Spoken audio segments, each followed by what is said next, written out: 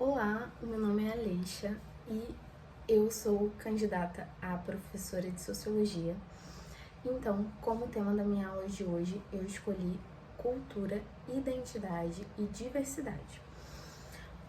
Eu pensei como tema geral da aula que falemos sobre esses três conceitos de uma forma que eles se liguem, se complementam, se mostrem indispensáveis, né, como a gente vai ver até o fim da aula, mas principalmente para mostrar a importância no estudo sobre esses conceitos, pensando em melhorar a nossa forma de compreensão do mundo, nos auxiliar, né, na verdade, as compreensões de formas de se relacionar, de formas de existir na vida em sociedade, formas de interação, mas principalmente como forma de integração, de respeito, pois a compreensão desses conceitos acredito que nos auxilie em construir, né, uma sociedade mais igualitária, uma sociedade melhor, mais justa, mais alinhada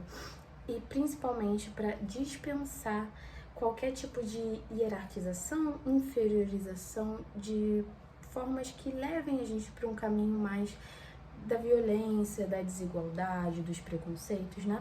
Então, todas as compreensões sobre esses três conceitos que a gente vai trabalhar na aula hoje nos auxilia muito nas compreensões de dinâmica, de relacionamento na vida em sociedade e principalmente em pensar formas mais igualitárias de construir a nossa sociedade. Então, a partir dessa pequena introdução do tema, gostaria de começar explicando um pouco mais sobre os conceitos, né? Vamos começar pela cultura. A cultura é formada por elementos variados e, principalmente, ela é marcada por um conjunto de normas específicas, um conjunto específico, então, de normas, de tradições, de gostos, de formas de se relacionar, de formas de interagir, formas de se vestir, enfim, um conjunto variado de formas de viver e de formas de se relacionar, tanto em sociedade quanto individualmente também. Então, a partir disso, para trazer um conceito assim mais um conceito mais dinâmico na nossa cabeça, eu vou dar um exemplo mais prático para a gente seguir pensando esse assunto.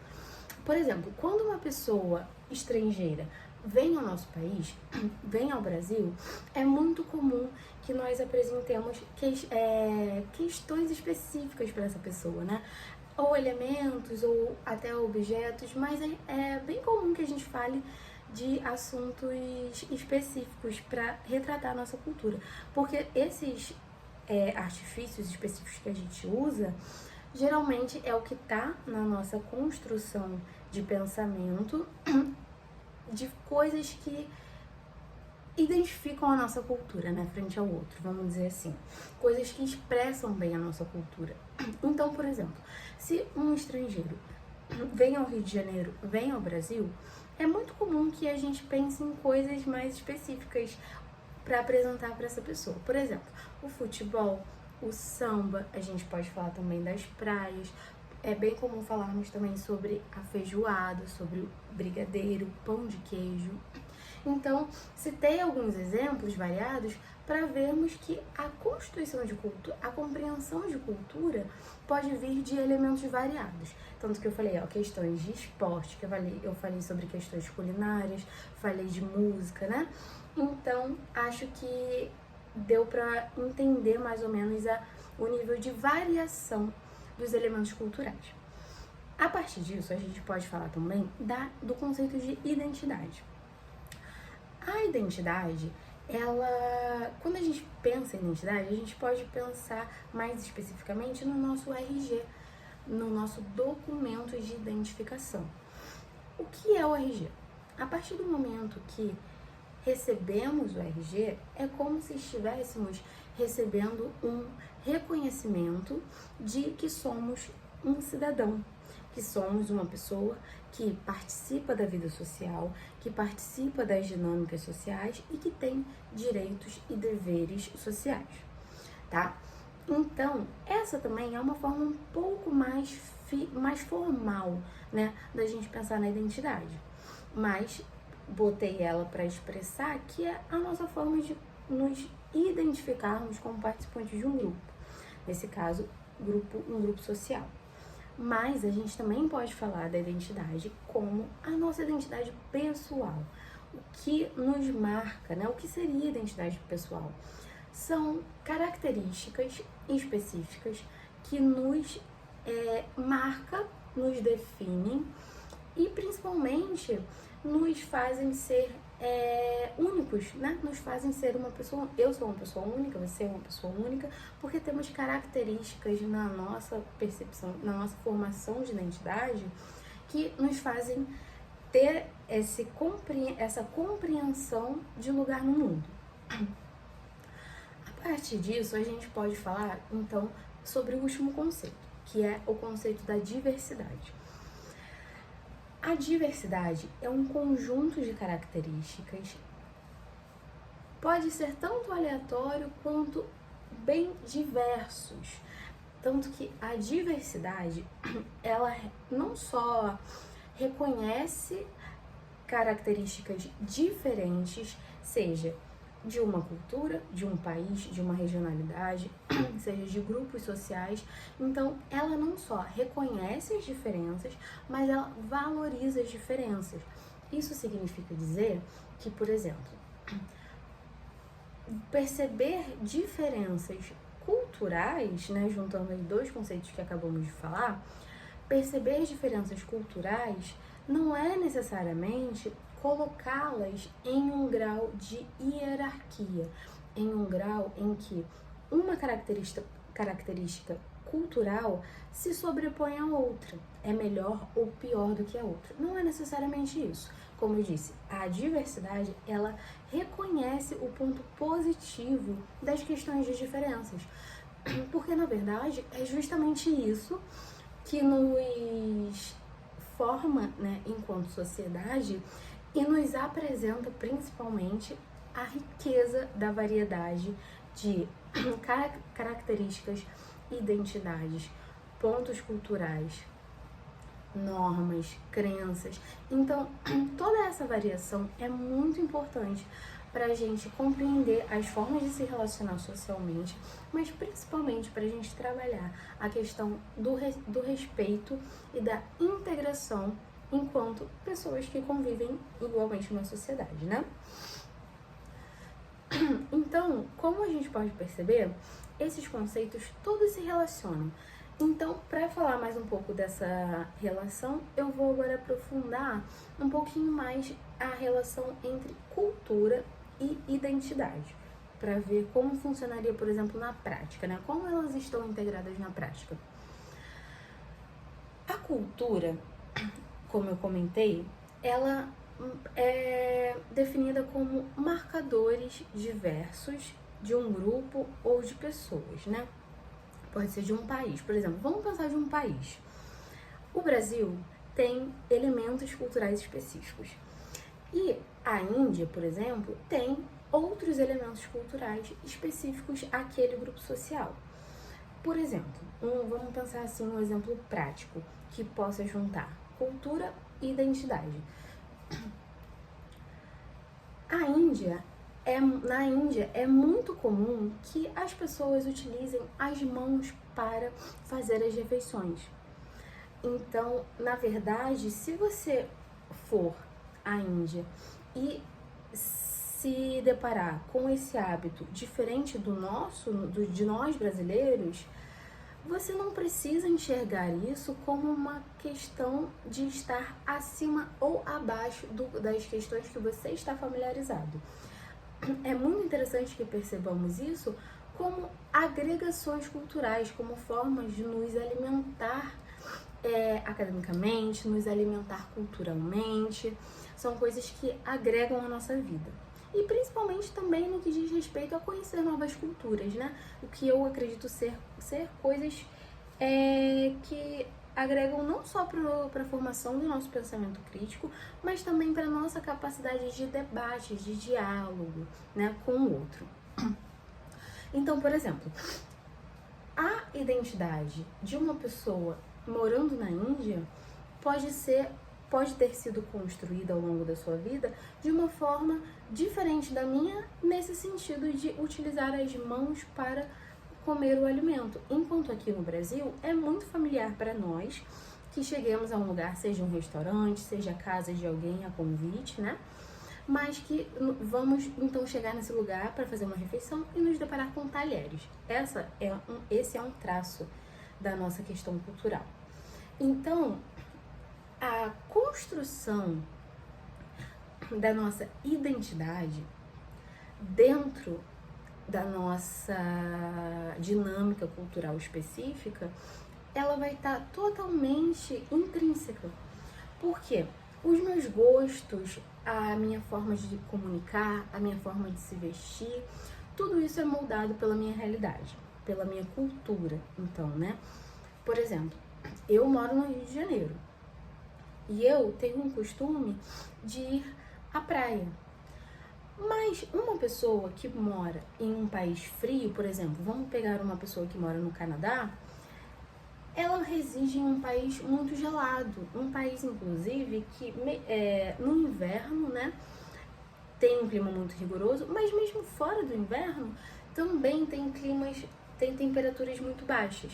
Então, eu que moro no Rio de Janeiro, adoro ir à praia, mas pode ser que uma pessoa que mora no Canadá provavelmente não tenha esse costume naquela cultura específica que ela está inserida, né?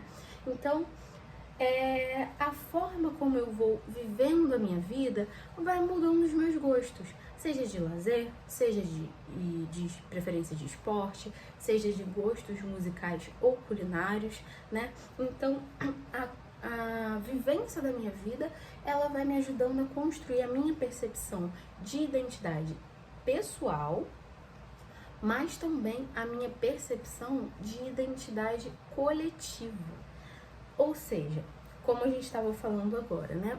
Pode ser que eu, na formação da minha identidade pessoal, goste de um tipo específico de música, que eu talvez ouvia na minha infância, ouvia em círculos sociais que eu frequento desde sempre, mas também a formação da minha identidade ao longo da interferência da cultura na minha vida me faz perceber uma identidade coletiva. Por exemplo, quando falamos de ser brasileiro, que é uma identidade coletiva, eu tenho elementos específicos que vêm à minha cabeça. Por exemplo, quando eu fui dar os exemplos sobre o futebol, sobre o samba, sobre a feijoada, esses são os elementos específicos que vêm na minha cabeça quando eu falo de uma identidade brasileira, que é uma identidade coletiva. Agora, voltando então na diversidade, linkando também com a cultura, podemos pensar em hábitos ao redor do mundo, para pensarmos melhor a diversidade. Por exemplo, se formos a uma celebração na Grécia, pode ser que venhamos a perceber o costume que os gregos têm de quebrar pratos em festividades, por exemplo, como um casamento, um aniversário. Esse é um hábito que eles têm em celebrações específicas que, segundo eles, estão atreladas a crenças que dizem respeito à prosperidade, a espantar maus espíritos, né? Trazer prosperidade e felicidade àquelas pessoas envolvidas naquela cerimônia. Por outro lado, se a gente está num casamento ou num aniversário brasileiro e a um primeiro momento percebamos alguém quebrando pratos no meio do evento, pelo menos até a gente chegar a entender e conversar com aquela pessoa e descobrir por que ela está fazendo isso, provavelmente vamos ter uma reação de espanto. Por quê? Porque na nossa cultura isso não é um padrão comum, isso não é um traço cultural nosso. E aí daí puxa para a diversidade. Tudo bem, não é um traço cultural nosso enquanto brasileiros, mas é um traço cultural muito tradicional de comunidades gregas, né? De alguns países ali da Grécia. Então, a partir do momento que a gente consegue falar melhor sobre isso, consegue trocar informações e ter percepções com a mente mais aberta sobre o tanto de traços culturais e diversidades que podemos encontrar pelo mundo, né, e pelas diversos países, diversos grupos sociais.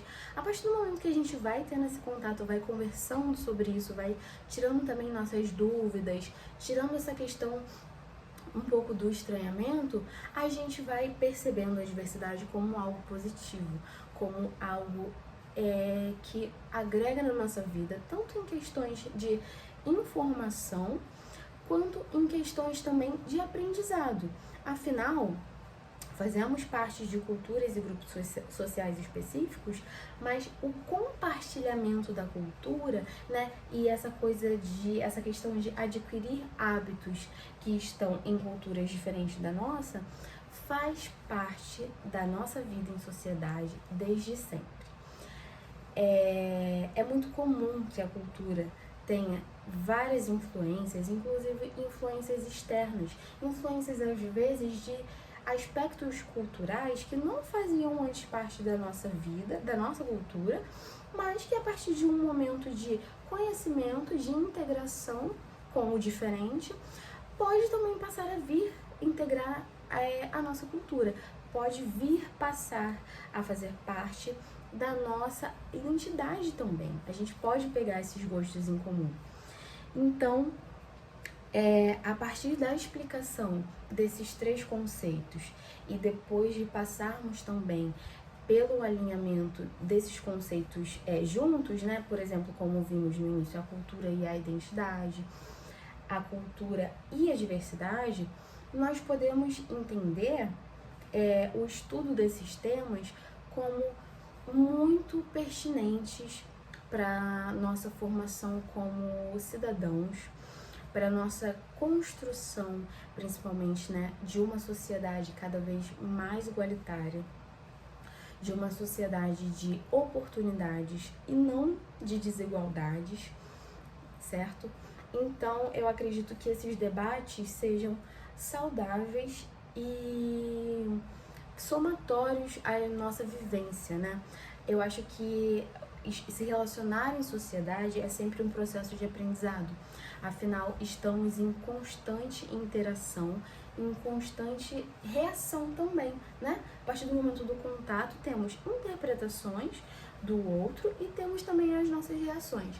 Então, conforme vamos adquirindo conhecimento, conforme vamos falando de temas, não só que estão presentes no nosso dia a dia, mas temas ao redor do mundo, características que formam todos os agrupamentos sociais, né? Todas as culturas presentes também em outros países, eu acho que a partir desse momento a gente consegue trabalhar o nosso senso crítico e principalmente trabalhar a compreensão do diferente.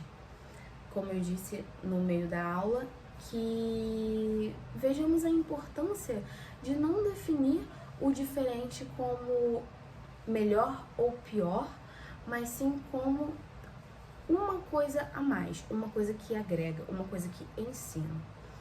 Porque eu acredito que o estudo da sociologia e principalmente, né, a atuação dos professores, né, a atuação dentro da licenciatura, ela caminha muito nessa direção, né, na construção de um ensino de qualidade, na construção de cidadãos informados, aptos a debater, a falar, a ter senso crítico, mas principalmente cidadãos que sabem conviver e respeitar, né? Tudo isso acredito que seja um bom caminho para formarmos uma sociedade cada vez mais igualitária e justa.